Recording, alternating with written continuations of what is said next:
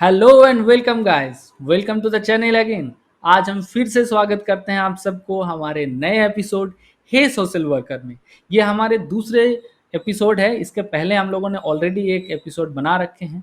इस एपिसोड में हम लोग क्या करते हैं, दुनिया के हर हिस्सों से हम लोग अलग अलग सोशल वर्कर और सोशल एक्टिविस्ट को बुलाते हैं और उसमें पूछते हैं आपका ही सवाल, ताकि हम लोग आप लोगों को दे सकें एक लाइव एग्जाम्पल, लाइव एक्सपोजर।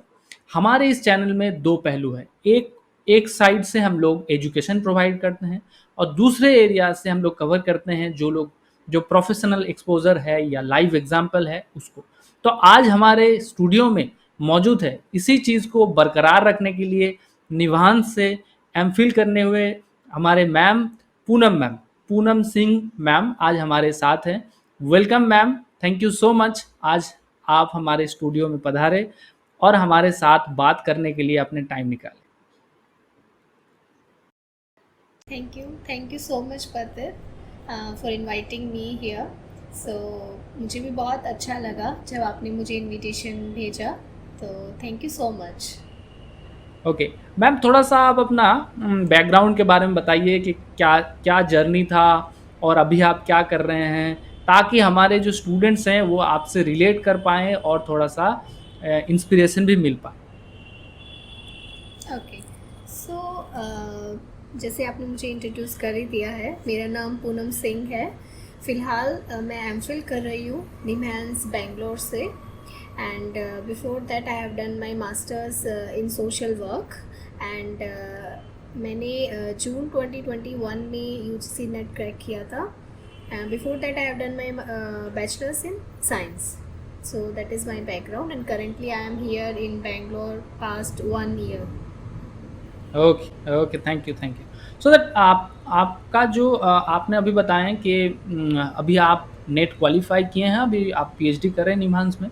तो आप थोड़ा सा मेरे को ये बताइए कि जैसे आप नेट क्वालिफाई किए, अभी एमफिल कर रहे हैं, तो आगे का आपका क्या मतलब, आप फ्यूचर में क्या सोच रहे हैं, या आप ये बता सकते हैं कि जो लोग नेट के लिए आज के दिन में एस्पिरेंट हैं उन लोगों का फ्यूचर किस किस तरीके से हो सकता है। तो आप अपना एग्जाम्पल दे के उन लोगों को आप इंस्पायर कर सकते हैं। सो जैसे कि मैंने बताया कि मैंने यूजीसी नेट जून 2021, जो कि एक मर्ज था दिसंबर 2020 और जून 2021 वाला, और उसमें क्रैक किया था।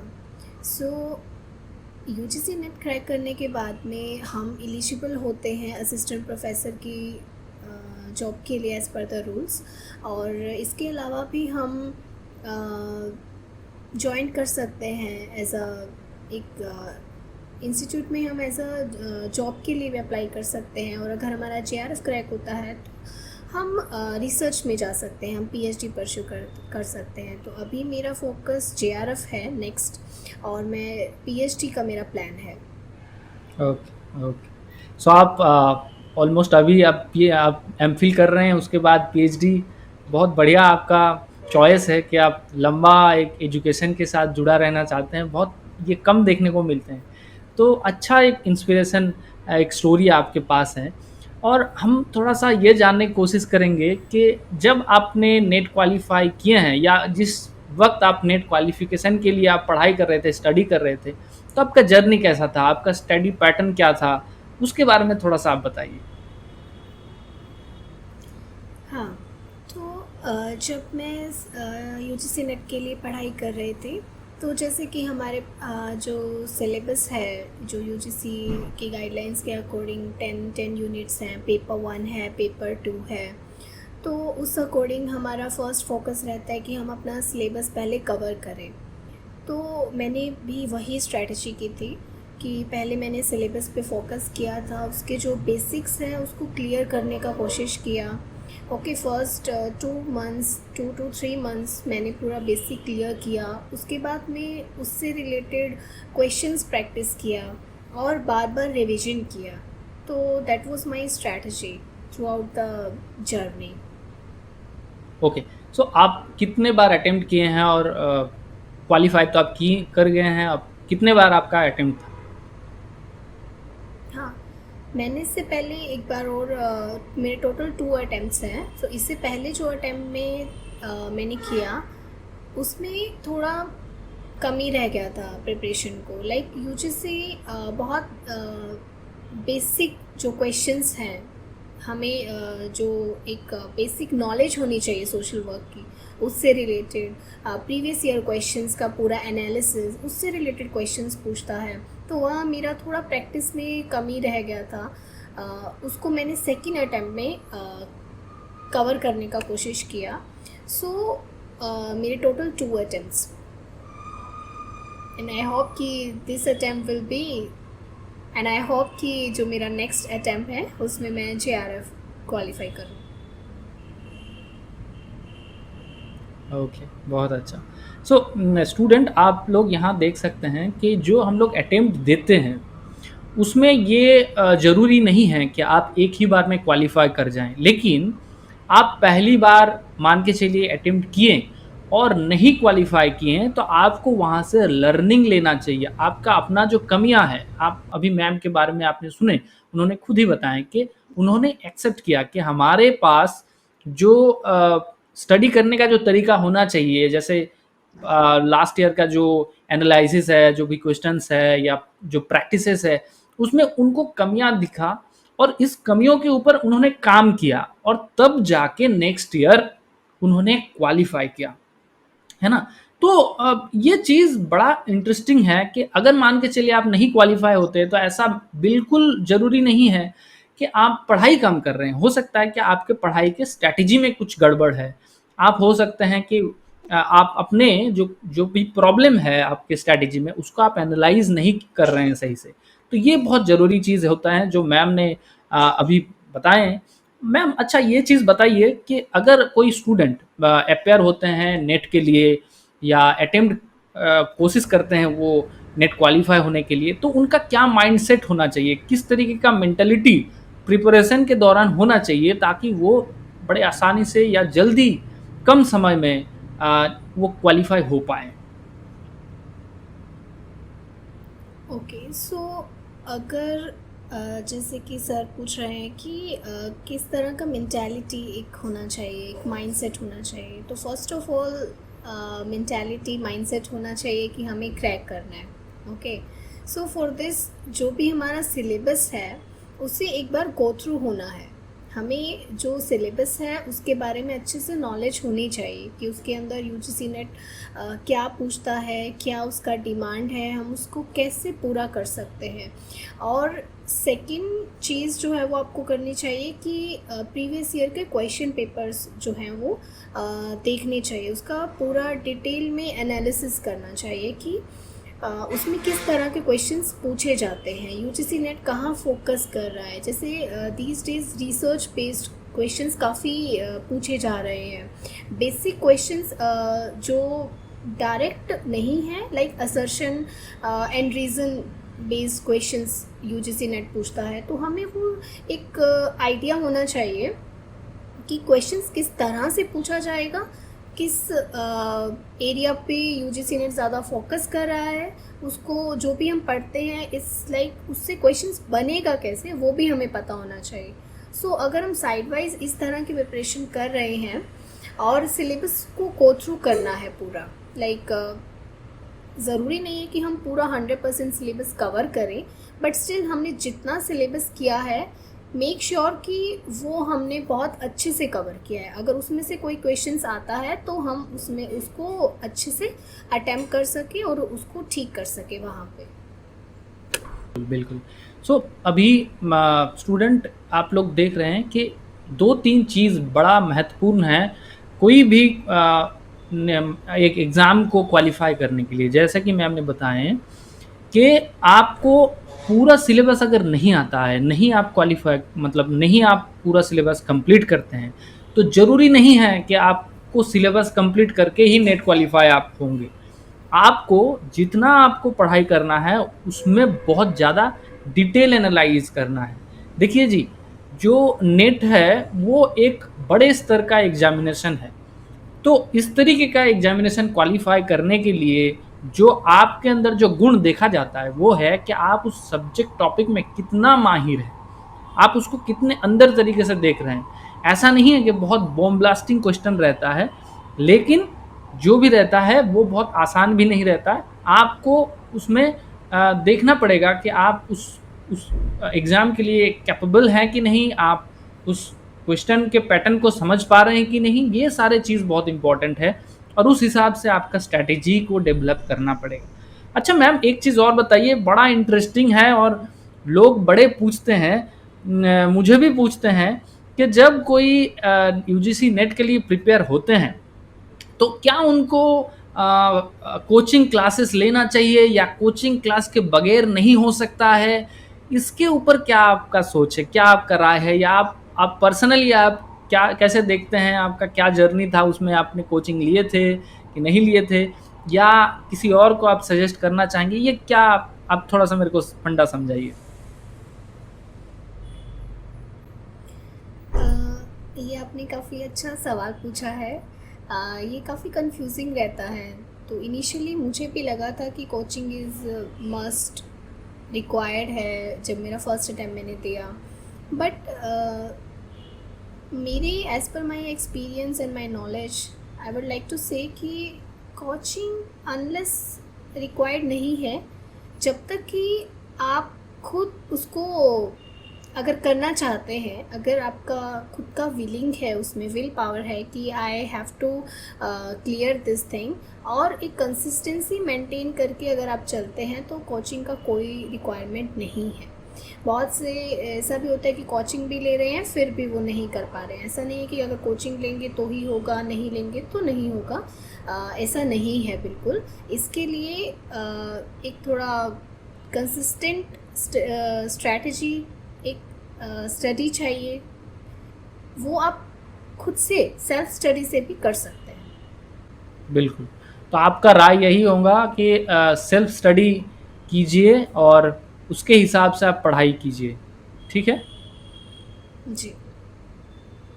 तो ये मैं भी बोलता हूँ, जब मेरा जितने भी वीडियो हम लोग बनाते हैं तो कोशिश यही रहता है कि बच्चे को बहुत ज़्यादा बर्डन ना हो जाए, बच्चे ये ना सोचे कि कोचिंग नहीं है तो कुछ नहीं है। आज के दिन में इंटरनेट में भी भरा पड़ा है, बहुत सारे कंटेंट है जो फ्रीली अवेलेबल है। हालांकि सोशल वर्क के लिए कंटेंट बड़ा मुश्किल है, क्योंकि जेन्युइन कंटेंट मिलता नहीं है सही से, और मिल भी जाता है तो वो हो सकता है पढ़ने लायक ना रहे।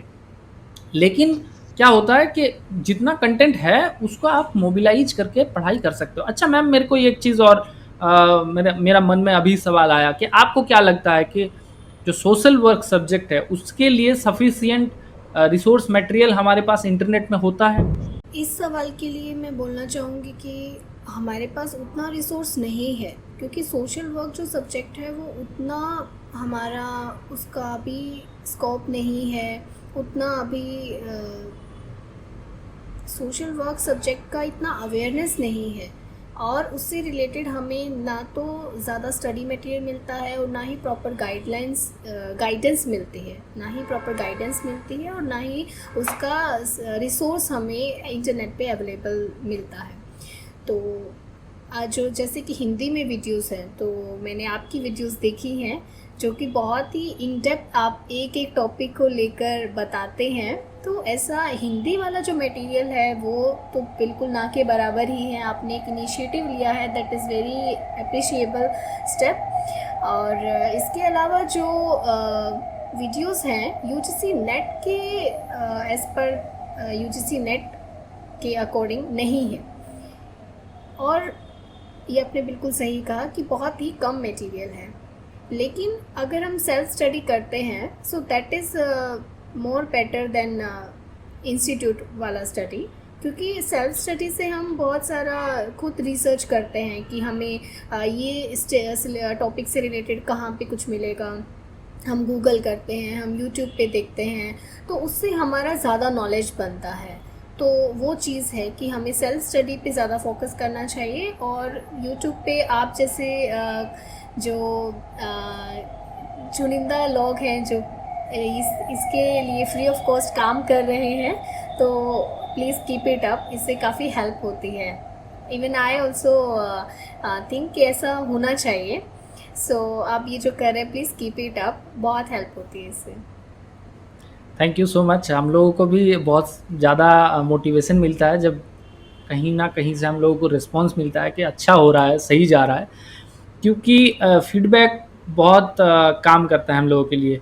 क्योंकि क्या होता है ना, सब्जेक्ट ही नया है, जैसे आपने बताया कि अवेयरनेस कम है हमारे इंडिया में, तो बहुत ज़्यादा अवेयरनेस कम है लोगों को। आज भी हमें समझाना पड़ता है कि सोशल वर्क पढ़ने के लिए सब्जेक्ट है। लोग सोचते हैं कि आज के दिन में सोशल वर्कर्स का जो आइडेंटिटी है, मैं क्या ही बोलूँ, कोई पॉलिटिशियन है तो अपने आप को बोलता है मैं सोशल वर्कर हूँ। तो उनको मतलब लोगों को पता ही नहीं है कि social worker, professional social worker एक टर्म है, इसके लिए पढ़ाई होता है, इसके लिए कैसे पढ़ाई होता है, ये सारे चीज़ बहुत मतलब उस तरीके से नहीं होता है जिस तरीके से हमें चाहिए इंडिया में।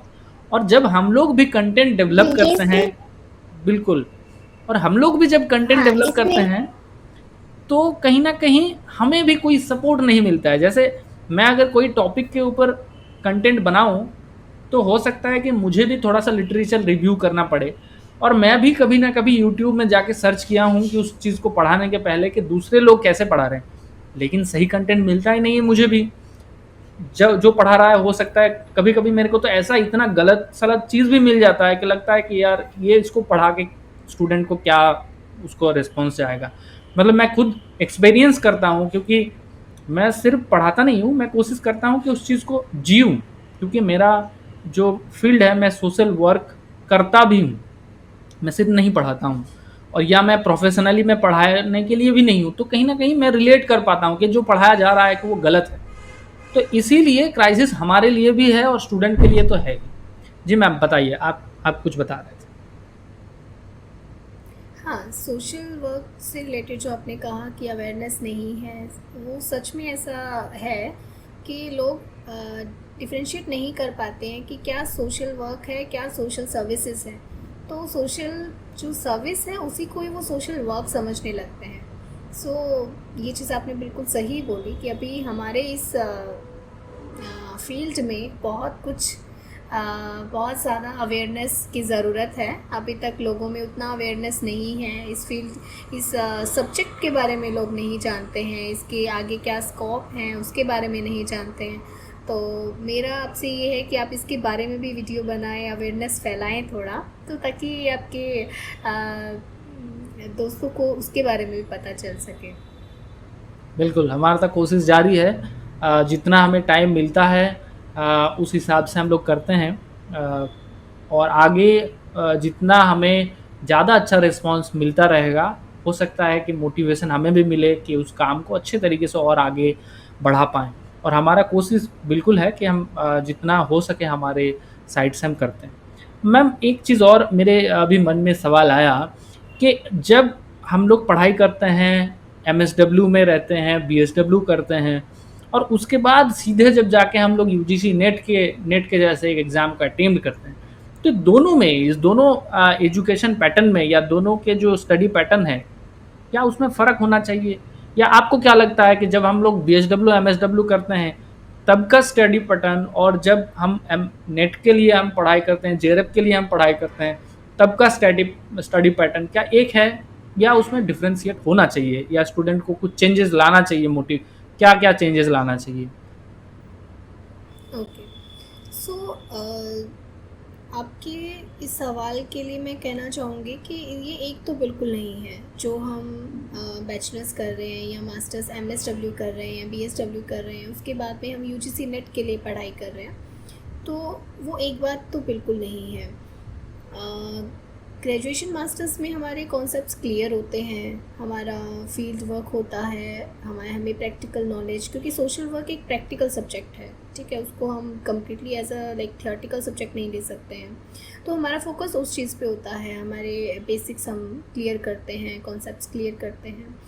और जो यूजीसी नेट है वो एक एमसीक्यू टाइप में है, फैक्चुअल इन्फॉर्मेशन है उसके अंदर, तो हमें बहुत सारी इन्फॉर्मेशन याद करनी पड़ती, इवन क्रैम करनी पड़ती है कि हमें ध्यान में रखने होते हैं एक्ट्स क्या है, कौन सा डे कब है, ईयर क्या है, इंफॉर्मेशन, ये जो फैक्चुअल बेस्ड इंफॉर्मेशन है, किसने क्या थियरी दिया है, इस तरह का जो नेम है, वो सब चीज़ें वो चीज़ें याद रखनी है। और एक एमसीक्यू टाइप में क्वेश्चंस आता है तो उसमें हम बिल्कुल सही हमने वो मार्क करना है। तो यहाँ पे डिफरेंस है। एमएसडब्ल्यू में हम कॉन्सेप्ट्स को क्लियर करने पे हमारा एक बेसिक नॉलेज जो है वो हम बनाते हैं, और किसी भी कंपटीशन एग्ज़ाम का तैयारी करते हैं तब हम उस बेसिक नॉलेज को कैसे इम्प्लीमेंट करते हैं, कैसे प्रैक्टिस में लाते हैं, वो चीज़ एक रहता है। तो डिफरेंस हमारी स्ट्रैटेजी में भी होना चाहिए, क्योंकि डिफरेंस हमारी डिमांड है, डिफरेंस एक डिमांड है। बिल्कुल, बिल्कुल। एक चीज़ और मैं पूछना चाहूँगा कि जब मान के चलिए आपने बताया कि डिफ़रेंस होता है, तो एक एमएसडब्ल्यू करते हुए बच्चे आ रहे हैं और नेट के लिए अपेयर हो रहे हैं। तो ऐसा-ऐसा क्या चीज़ है जिसको एक स्टूडेंट को अवॉइड करना चाहिए ताकि उसका स्टडी सही से नेट क्वालीफाई की तरफ वो जा पाए? तो अवॉइड क्या करना चाहिए वो भी थोड़ा-सा बताइए? ओके। सो जैसा कि मैंने पहले बताया कि एमएसडब्ल्यू में हमारा क्या है कि हम बहुत ज़्यादा उसको बेसिक्स जो हमारे कॉन्सेप्ट्स हैं उसको क्लियर करने के लिए एक डिस्क्रिप्टिव हमारा स्टडी रहता है। और जो यूजीसी नेट है उसका जो डिमांड है वो है फैक्चुअल, एक क्रिस्प नॉलेज होना चाहिए आपको। वो चीज़ मतलब स्टीक होना चाहिए आपका जो आंसर है, वो चीज़ आपको क्लैरिटी से पता होनी चाहिए कि इसका यही आंसर है, इसका ये चीज़ है। तो उसके लिए आपको यूजीसी नेट का जब आप पढ़ाई कर रहे हैं तब फैक्चुअल बेस्ड इंफॉर्मेशन आपके पास होनी चाहिए। उसके लिए जो भी आप पढ़ रहे हैं उसके की पॉइंट्स होने चाहिए, उसका एक रिज़ल्ट आपके पास नोट होना चाहिए कि इस जो चीज़ मैंने इतना पैराग्राफ पढ़ा है तो इसका ये एक समराइज़ करके आपका एक इन्फॉर्मेशन आपके पास होना चाहिए। बिल्कुल, बहुत-बहुत धन्यवाद। ये बहुत इम्पोर्टेंट चीज़ होता है क्योंकि स्टूडेंट का दिमाग बैठ जाता है एक तरीके का स्टडी पर, क्योंकि जब हम लोग एमएसडब्ल्यू करते हैं तो 2 साल का, लगभग 2 साल का हमारा पढ़ाई होता है। अब जब 2 साल कोई एक पढ़ाई एक पैटर्न के ऊपर कर लिया, तो तीसरे साल में जब जाके वो यूजीसी नेट का प्रिपेयर करेगा तो नॉर्मल सी बात है कि उसका स्टडी पैटर्न चेंज नहीं होगा। लेकिन जब हम यूजीसी नेट के लिए पढ़ाई कर रहे हैं तो उसका माइंडसेट नेट के लिए ही होना चाहिए।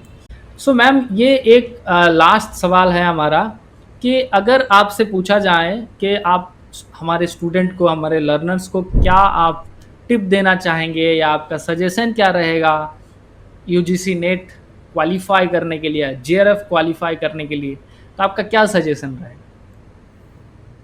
ओके। सो मैं अपने ही नॉलेज और एक्सपीरियंस के मुताबिक इसका जवाब दूंगी।